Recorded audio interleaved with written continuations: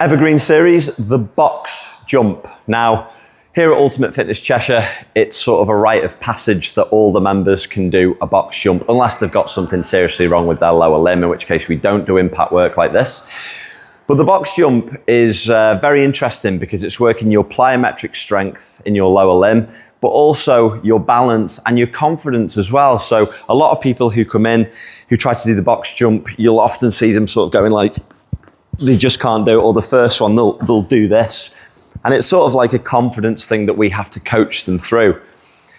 What I always say is before you jump on the box, do a tuck jump first. So sometimes people say like, okay, let's do a really, really shallow box jump first, but you've still got the same issue with jumping onto that one.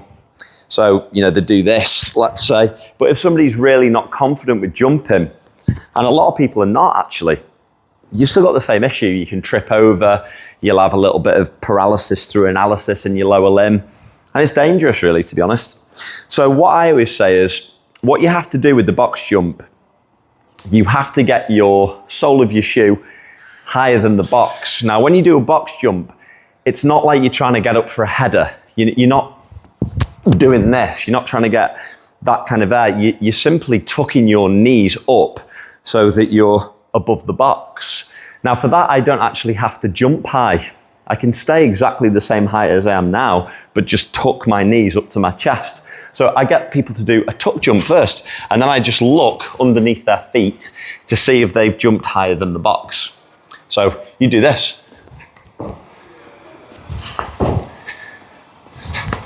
Like that. That's the first port of call when you're going to do a box jump.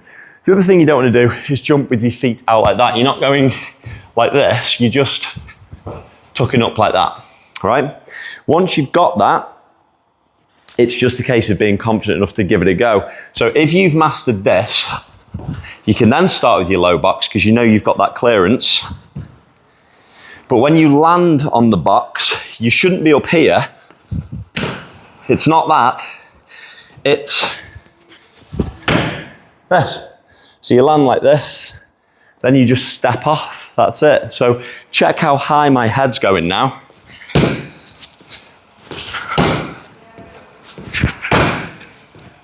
It's not going high at all. So height is not your goal. Tucking your knees up is your goal. So another thing that will limit people is their flexibility. So you've got to check your hip flexors out. You've got to check your quadricep and your hamstring flexibility out before you give it a go. But that's the way to do a box jump. Give it a go.